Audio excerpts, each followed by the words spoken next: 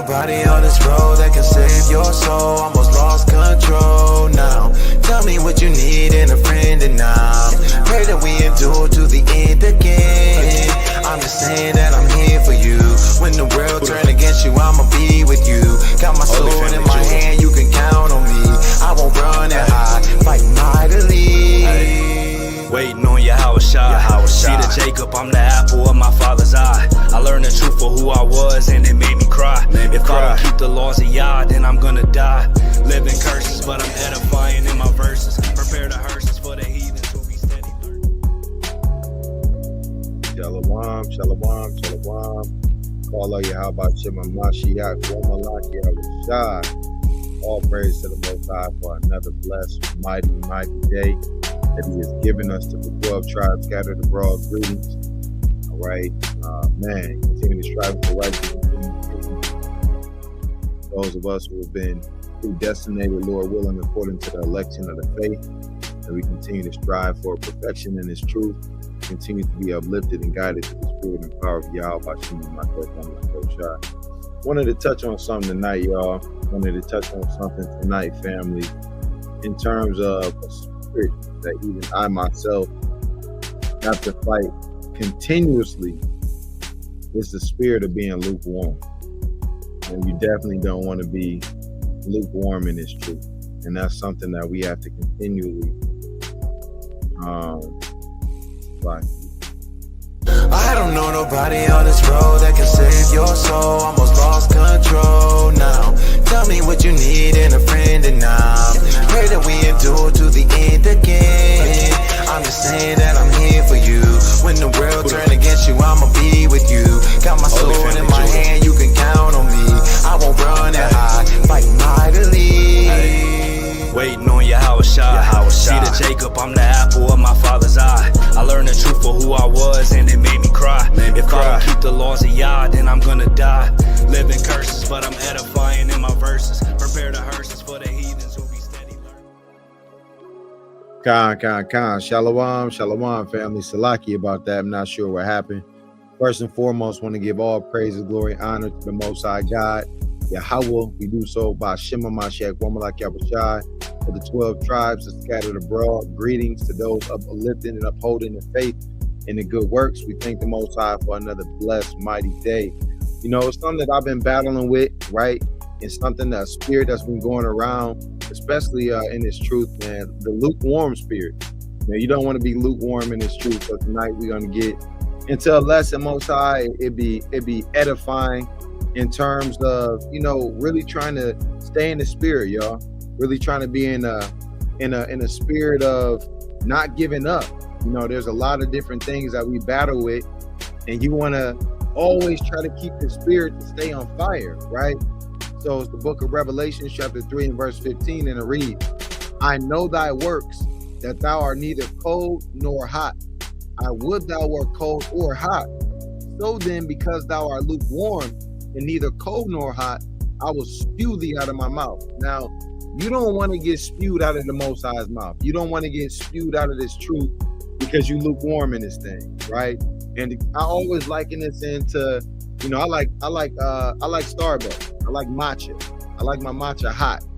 You know, when I go and I don't like it too hot, but I don't want it cold. I don't want it lukewarm.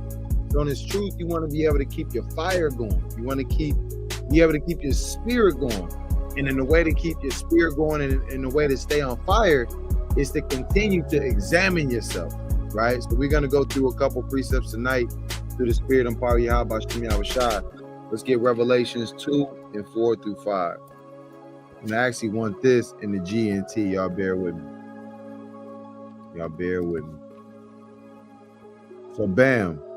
And this was a message to the church in Ephesus, right? This is a message to the church in Ephesus. And it reads, Revelations chapter 2, verses 4 through 5. But this is what I have against you. You do not love me now as you did at first. Think about that. You do not love me now as you did at first. Think how far you have fallen. Turn from your sins and do what you did at first. If you don't turn from your sins, I will come and take you and take your lampstand from its place. But this is what you have to do. It was lucky, but this is what you have in your favor. You hate you hate what the Nicolaitans do as much as I do. So the point is, right? The Most High has something against you, because when you first came into this truth, you was 10 toes down. When you first came into this truth, you know, there was nothing that you could do to not be on fire. You was reading more, you was studying, you was examining yourself daily to see what things that you could do to uphold it to the spirit and power of Yahweh Shem Yahweh.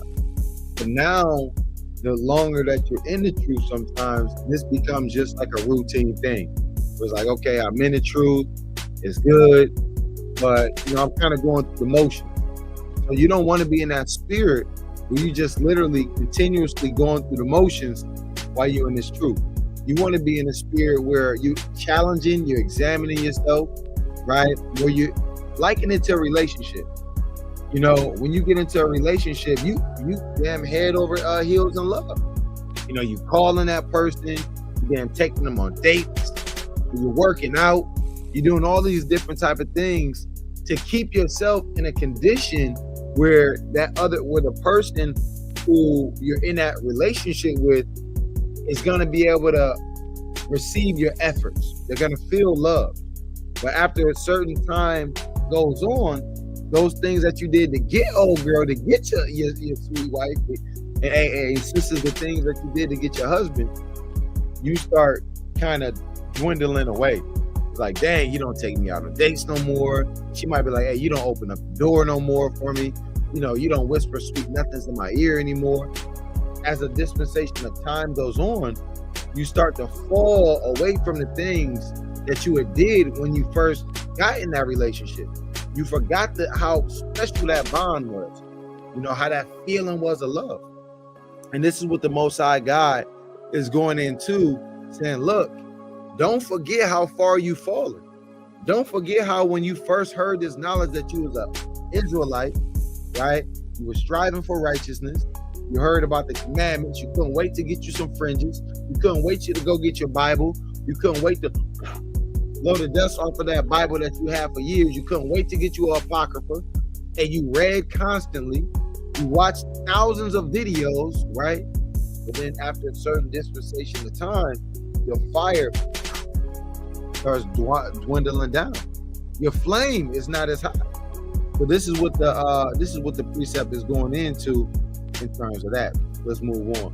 Let's get Ecclesiastes, or the book of Sirach, chapter 5, and we're gonna go 4 through 6.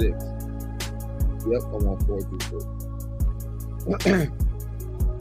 It's the book of Sirach, chapter 5, verse 4 through 6.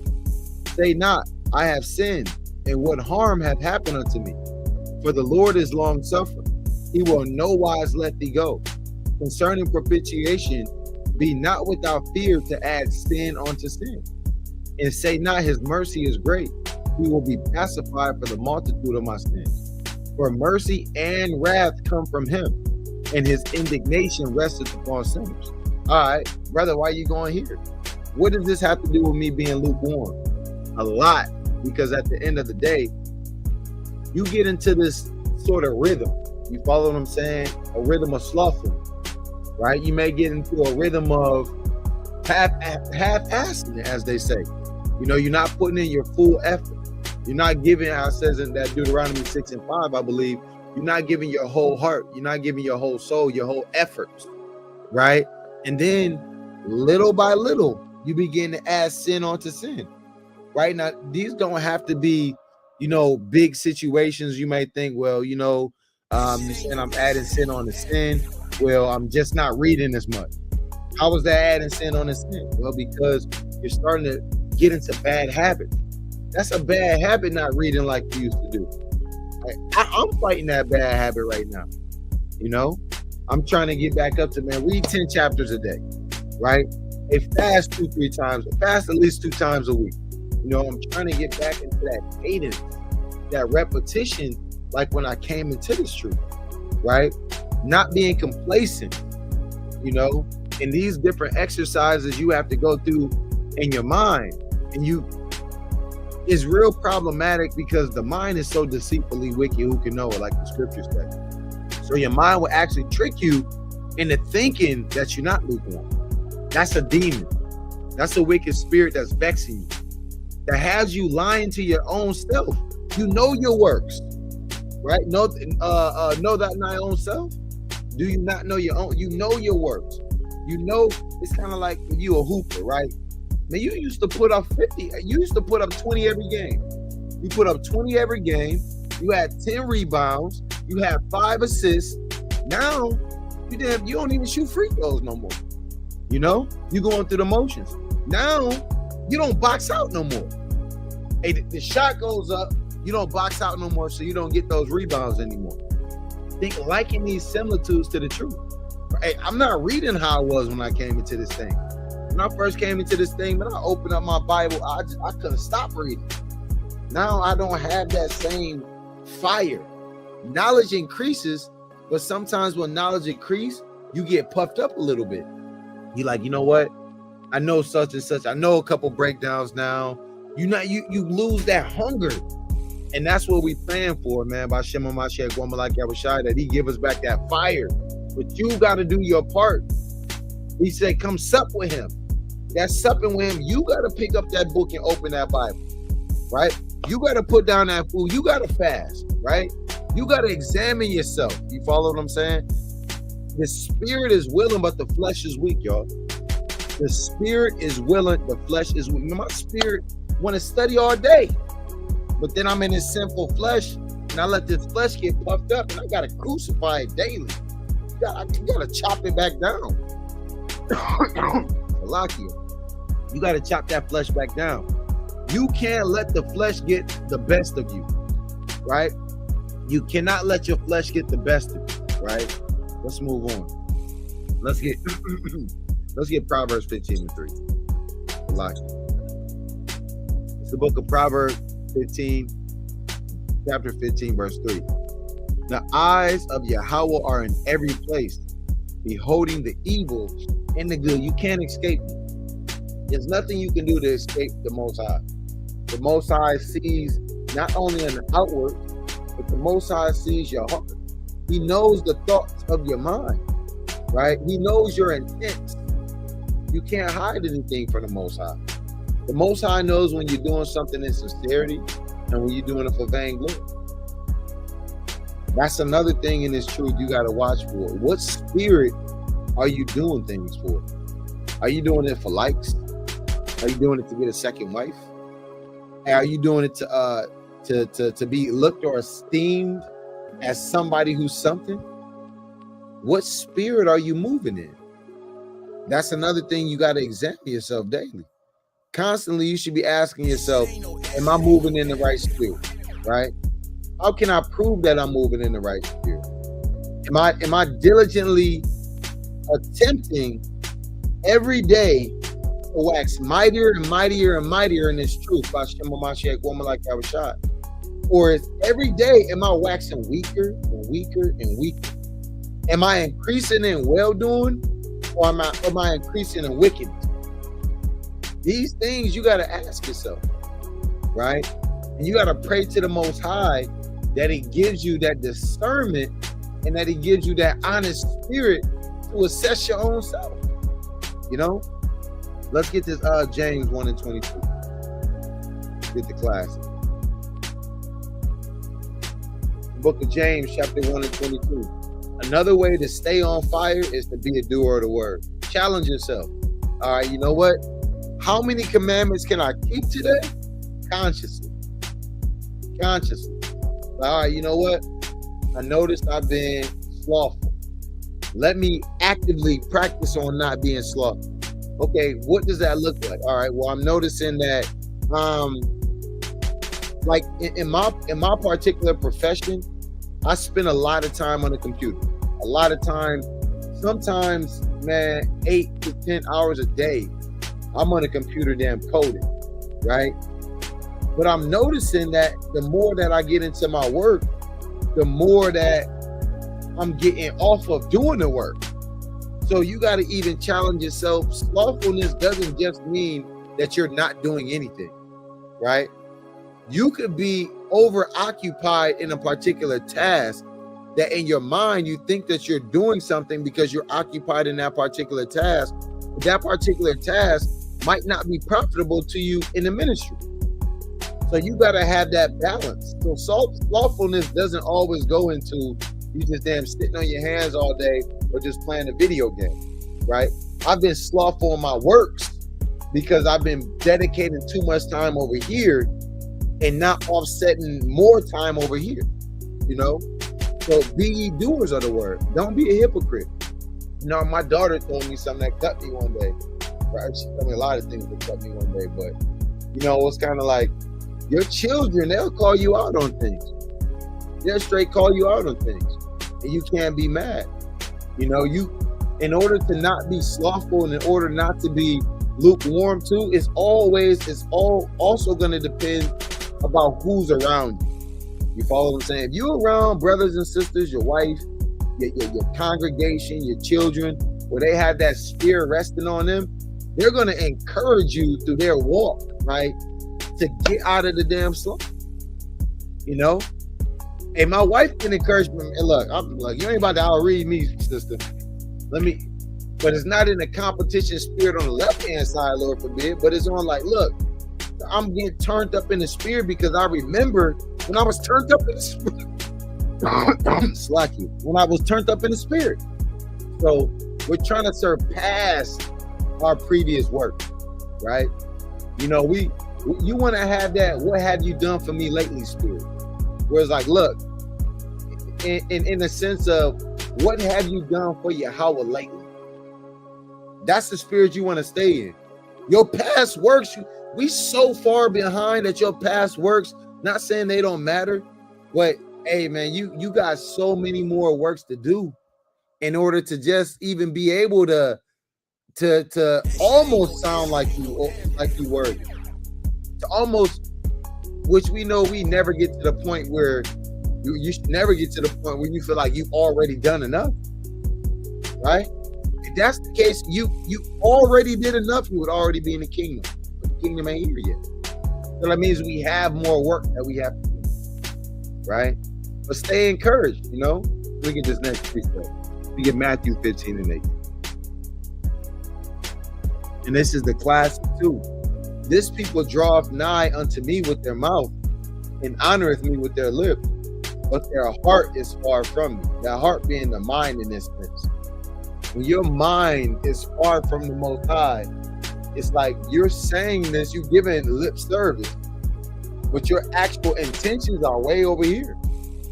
You have no intention on, you know, challenging yourself to keep the commandments. You have no intentions on righteous servitude. You have no intentions on repenting. You have no intentions on calling yourself out on your own bullshit. Straight up and down, Salakia for the language. You know, hey, we are some of the most crafty people when it comes to lying to ourselves, right? But we got to know that these things, you cannot overcome something that you're afraid of. If you're afraid to face the truth, you're never going to overcome or attain the truth because you're afraid of it. You're afraid to look at yourself in the mirror and say, look, I haven't been living up to my expectations. I haven't been, Lord, for sure I haven't been living up to the expectations of the Most High. How can I become better? How can I be a better father? First of all, how can I be a better child of the Most High? How can I be a better husband? How can I be a better father? How can I be a better brother? How can I be a better son, right? Hey, how can I give more on, right? How can I better allocate my time to the ministry? These are things that will help you regain your fire because it all starts with organizing your priorities. And this is how we can honor the Most High by more than just our lips. Hey, praise is amazing. Praise Him, right? But also praise Him with your works. And in order to praise Him with your works, you have to actually work. You actually have to do something. You know, when you think about in the professional field, right? Like if you're going to a job, you have to be accountable for that time. That's why you have to clock in. You punch a time clock. because there's orders that things have to be set in, right? You can't expect to get paid, but you didn't put in the work. You can't expect to be on the clock, but you didn't punch in the clock. You can't expect to be not held accountable for the duties of your position. So if we think about all of these things through the spirit and power of Yahweh Shem Yahushua, we can start honoring the Most High God with our minds by including him in all of our thoughts. Challenge yourself to consciously try to be aware of every thought that you have. Think about that. Be like, look, you know what? Okay. Literally place a storage. I want to get this quick precept. Right? To place a storage over your mind. The book of Sirach. I'm gonna get this on I'll get it in the KJV. Okay, I get it in GNT is here. Sirach 23:2. I wish I could be whipped for my thoughts. Think about that. I wish I could be whipped for my thoughts. Like, I wish I could be whipped for my thoughts, so that wisdom could discipline my mind. You got to think the beginning of being wise is fearing the Most High. So wisdom could discipline my mind, because right now our minds are so tied up sometimes in the cares of the world, so tied up in the tasks right in front of us of today. You got to pay your bills, you got to go to work, you got to take care of your children, trying to have a little pleasure, trying to do this, trying to have hobbies. It's a lot, right? But discipline, if discipline could whip your mind into shape, I would not want to be spared when I am wrong. I would not want a single sin to be overlooked. That's how you got to be. We got to be in the spirit where we don't want no shortcut, where we're so zealous for righteousness that we don't want to fall short in any type of way. And when you fall short, you got to learn how to get back up, though, through the spirit and power of Yahweh, and try harder. Try again. Don't have a pity party. See, a lot of y'all have pity parties. Y'all sit there and y'all say, woe is me. No, I went off. Just the end. Now you got to wipe yourself off. You got to dust yourself off. You got to get back up and say, my shimmer, my shack, come like Yahushua, give me the strength to overcome. And you got to strive and strive and strive and strive and strive. Right? Hey, woe to the faint heart and feeble knees. Let me get this precept real quick.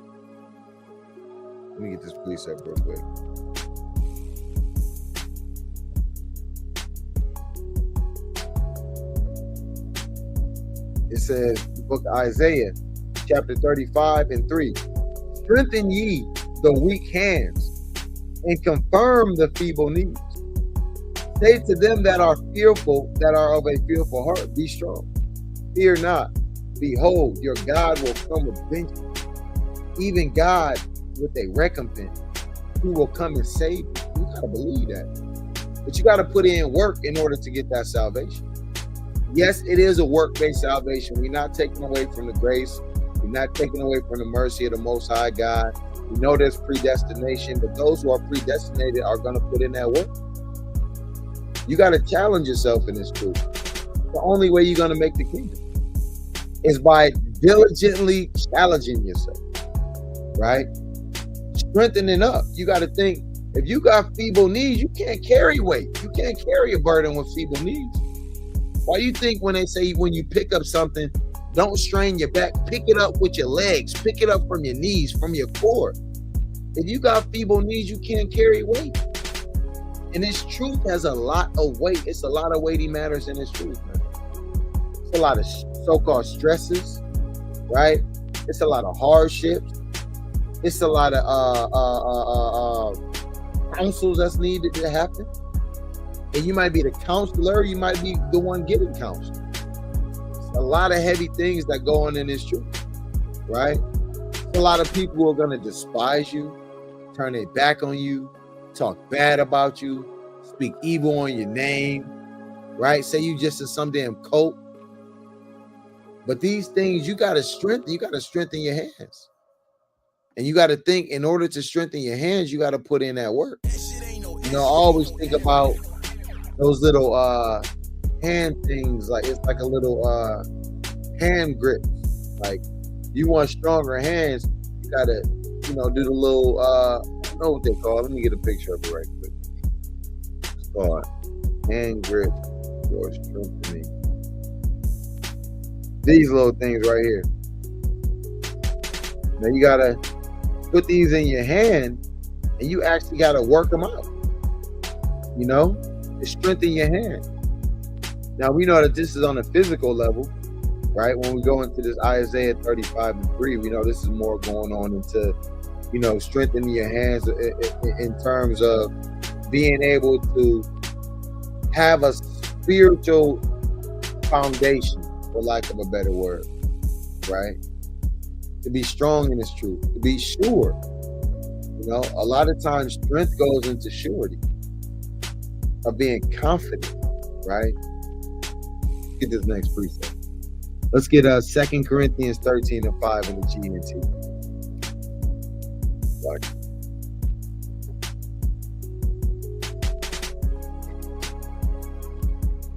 the book of 2 Corinthians, chapter 13, and verse 5.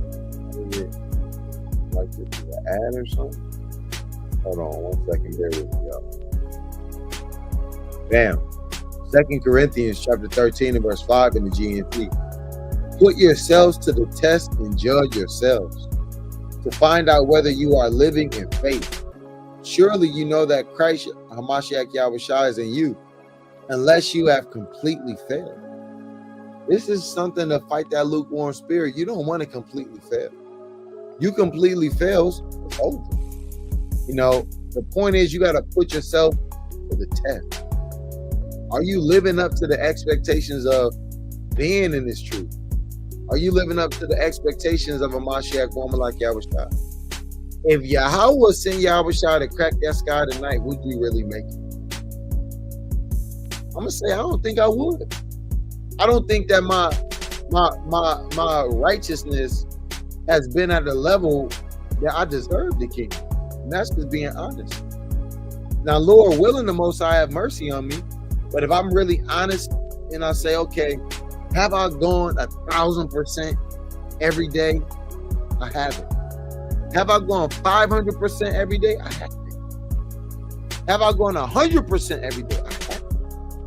And that's a problem. That's scary. Well, what am I going to do about it through the Spirit and power of Yahweh? Am I just going to keep doing Manna Mondays and say that's enough? It's not enough.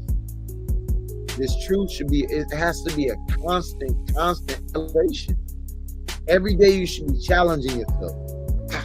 Cutting this off the old man. Tipping that off the old block. Right?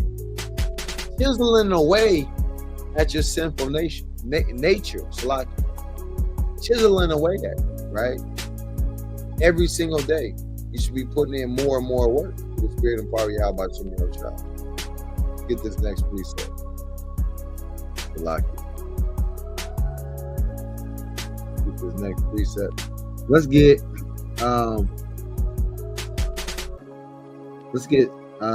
what I want. Ecclesiastes 8 and 11. 13.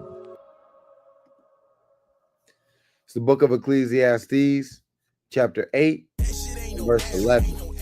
And it reads, when the sentence for a crime is not quickly carried out, people's hearts are filled with schemes to do wrong. You want to really reflect on that, man.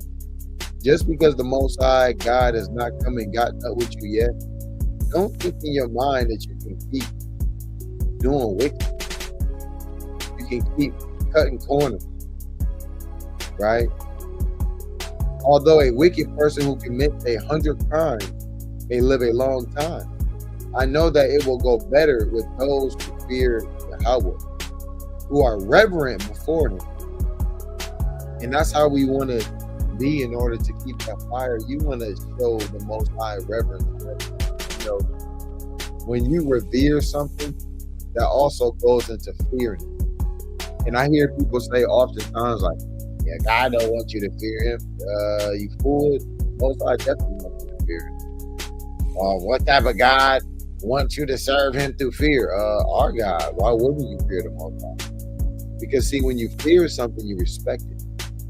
You know, you don't go, if you got a fear of snakes, you're not sticking your hand in that boa constrictor cage because you fear it, but you also respect what it can do to you. So fear comes with a certain level of respect. And when you respect something, right, your interactions or expectations of how you deal with it are on a heightened level. You know, when you don't respect something, it's on the contrary. You definitely don't fear it, and you definitely don't place any type of conditions around how you engage or interact with it, you know, which leads to disrespect. The dis being the lack of respect, right? You seldomly disrespect things or people that you fear because you know there's a certain consequence that comes if your actions aren't aligned with something that is pleasing to them, right? Even if that's just staying away. So, you know, we definitely don't want to have that lukewarm spirit because we lack fear, you know. And we say that we fear the Most High, but do we really show it in our actions on a day-to-day basis? And you might be somebody who say, hey, Brother Nehemiah, you know what, Nakamaya, I'm already there. Well, kudos to you, brother, sister, but I don't think you are. None of us have obtained the level of mastery in this truth like the O.F.I. So we're constantly crucifying our flesh daily. You constantly have wicked thoughts that are trying to overthrow you. You constantly have situations and scenarios that want you to bow down, right?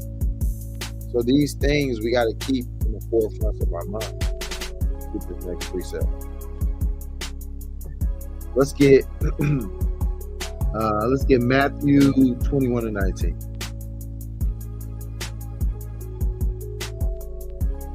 Book of Matthew, chapter 21-19.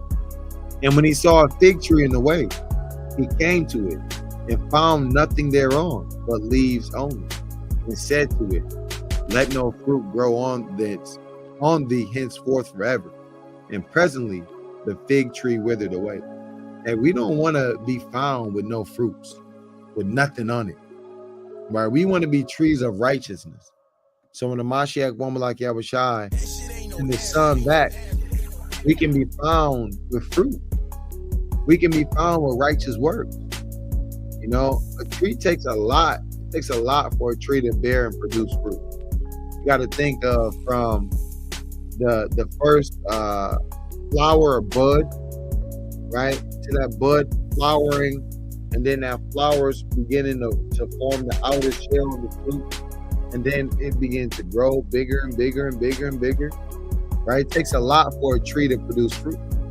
So it takes a lot of work. It takes a lot of the right conditions for you to bear fruit. You know, it's not something that just happens overnight. So a big part of not being lukewarm as well as staying encouraged.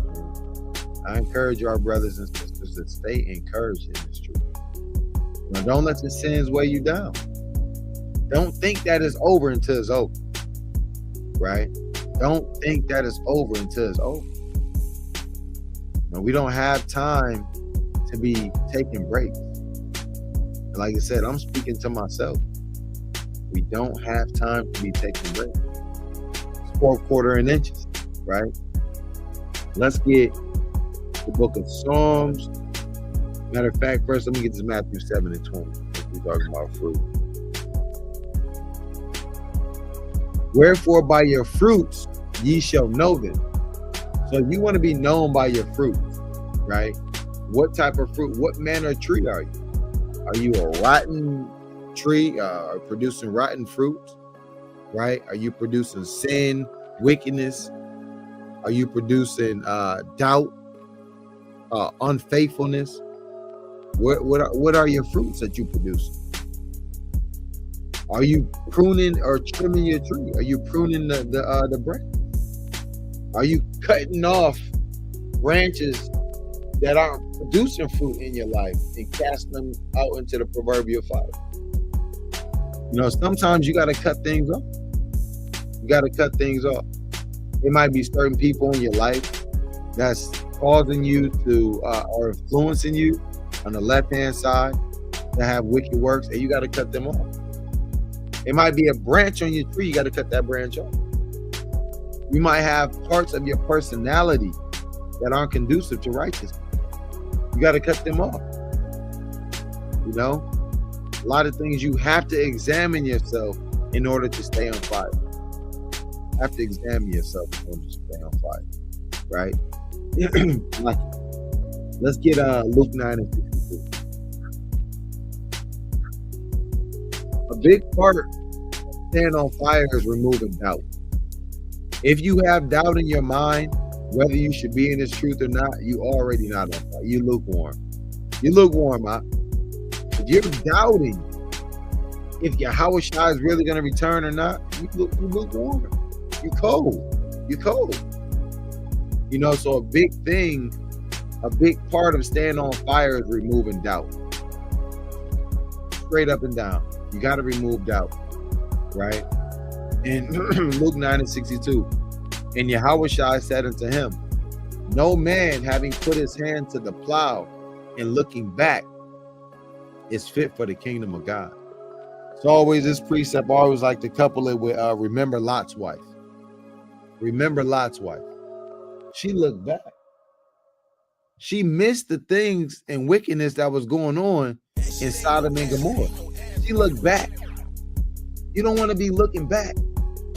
You know, I know a couple of brothers that was in the truth and they was in the body and they looked back and they started to doubt if they really should be in this thing. And contaminate something small by small, little by little. Mighty brothers started waxing weaker and weaker. And now the brothers are back in the world. You know? They know they Israel at one point in time. Keeping the commandments, keeping the Shabbats, fringes on their shirt. You know, keeping the feast days, striving for righteousness. But look back and saw what was back in the world. And their fire and their spirit started, I'm led to believe, to desire and miss the things of the world. And you can't serve two masters. The more that you go back that way, the dimmer your fire grows. And the easier it is for it to be put out. So you cannot, if you start, you in this truth, you got to keep pressing forward by any means necessary in righteousness. It's like you got to keep pressing forward. I'm going to get this. Genesis 19:26.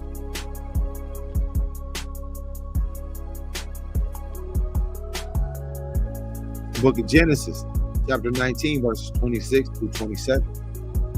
But his wife looked back from behind him, and she became a pillar of salt. She put her hand to the plow. She had been delivered. But she looked back. She missed what was back there. She missed the wickedness. It say, hey, Lot, let me get this precept. Lot was vexed with the conversation of the wicked. Right? It's the book of 2 Peter, chapter 2, verses 7 through 8. And delivered just Lot, vexed with the filthy conversation of the wicked. For that righteous man dwelling among them, and seeing and hearing, vexed his righteous soul from day to day with their unlawful deeds. You gotta be vexed with unlawful deeds, even unlawful deeds that you commit yourself. But see, Lot's wife, she wasn't vexed by the unlawful deeds. She missed it. But she looked back. She got her just due punishment. She got a reward, right? She was destroyed. Like it. Man, let's get Revelations 11 and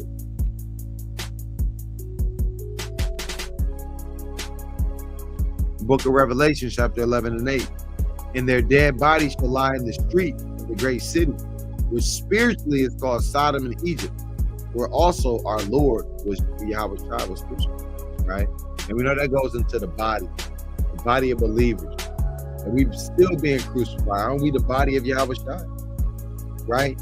Here in America, right? Sodom and Egypt, spiritually called that place.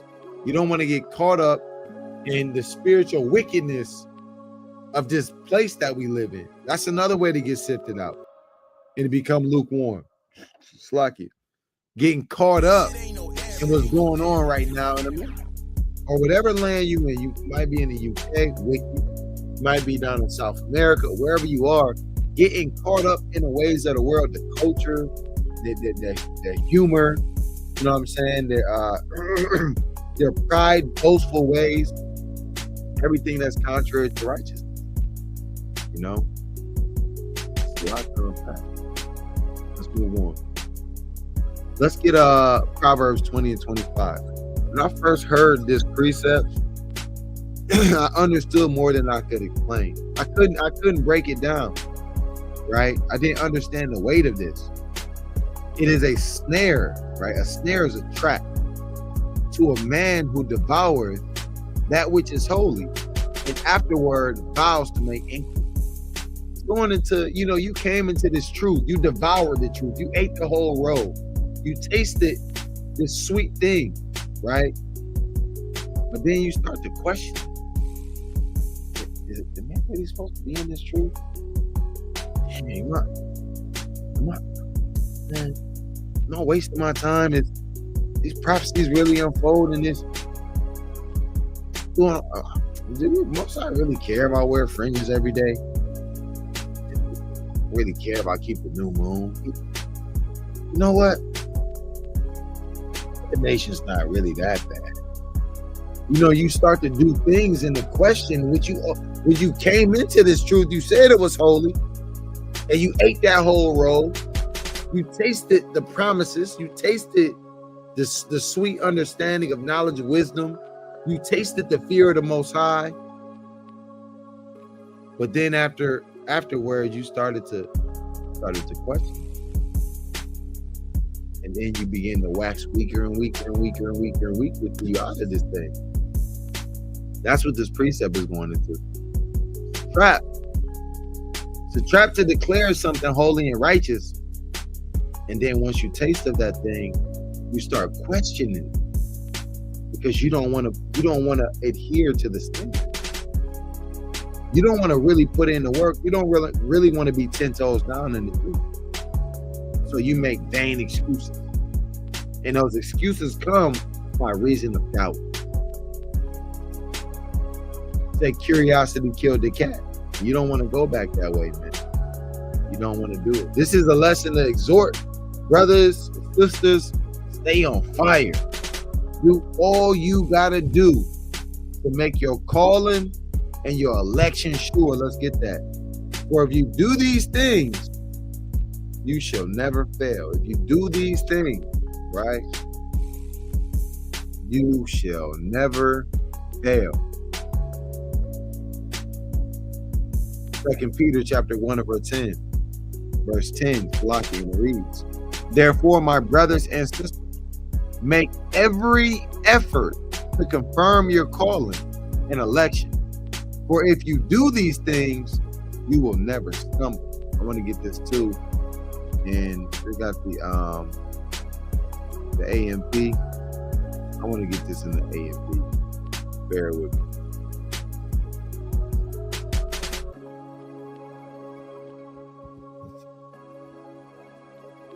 It says 2 Peter 1 and 10 in the AMPC. Because of this, brethren, be all the more solicitous and eager to make sure, to ratify, to strengthen, to make steadfast your calling and election. For if you do this, you will never stumble or fall.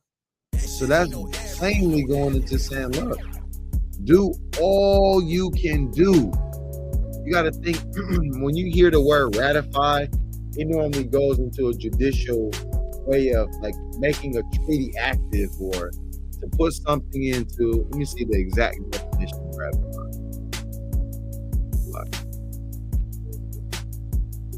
See if I can get do this. Ratify that. Sign or give formal consent. Look, a treaty, a contract, an agreement, making it officially valid. You want to ratify your position in this truth.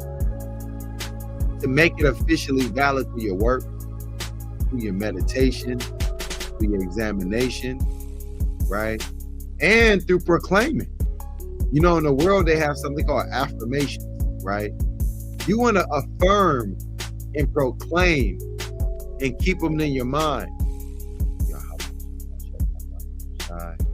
Hey, Lord, today I'm overcoming slothfulness. Today I'm overcoming doubt. You feel my faith. Today I'm overcoming frustration. You know, all of these different spirits that'll hop on you and to try to sift you out the truth, right? It's lucky with this next precept.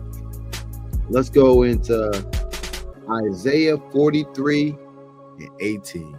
This is a mighty precept as well.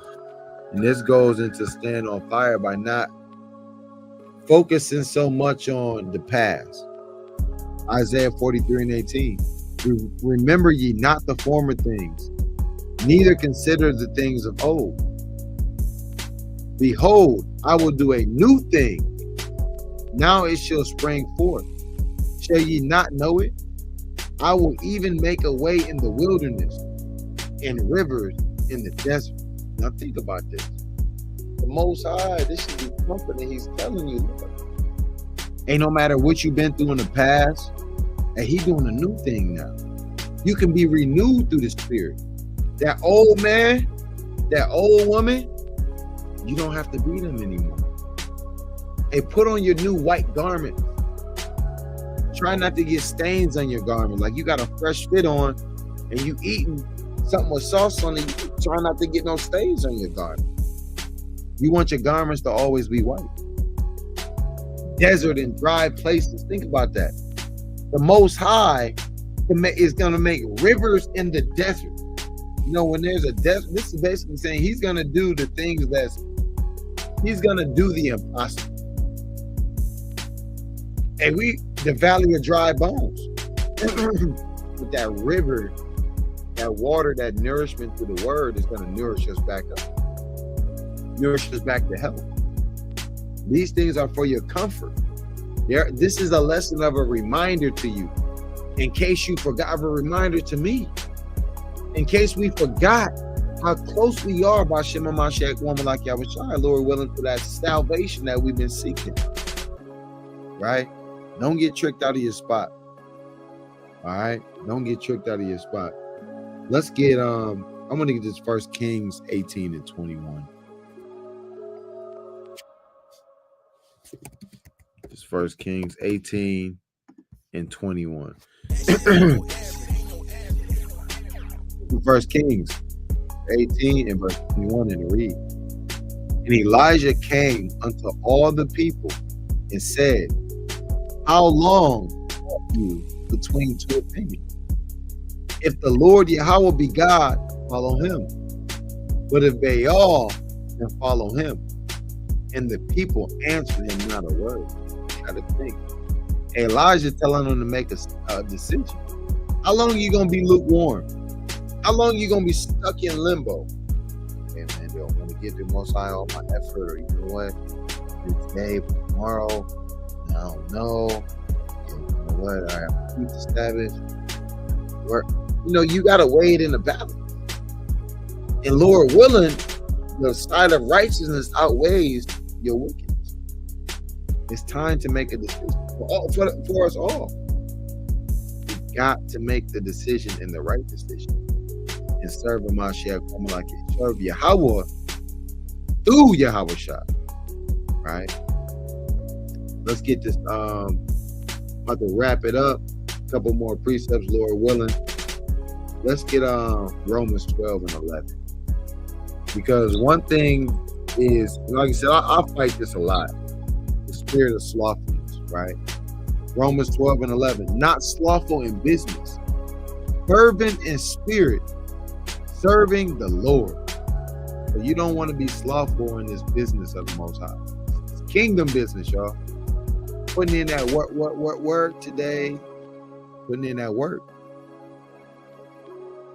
We got so many transgressions that we need to blot out.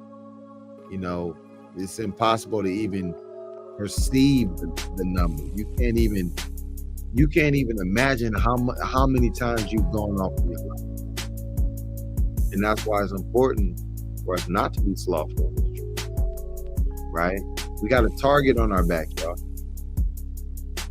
And I'm not talking about from the so-called white man. I'm not talking about from the other nations right now. You got a target on your back by the spiritual demon Satan, who wants to sift you like wheat. He doesn't want you to make it. The accuser who wants to accuse you, right? But we got O.F.I as our attorney. We got the precepts as the laws to substantiate our words. So with that, I want to give all praises, glory, and diligence to the Most High God, Yahweh Bashem Yahushai, for another Man of Mondays. May the Most High continue to increase brothers and sisters in His truth, that we continue to abound greater and greater through the mercy and power of Yahweh Bashem Yahushai, Om Yeshua. Shalom.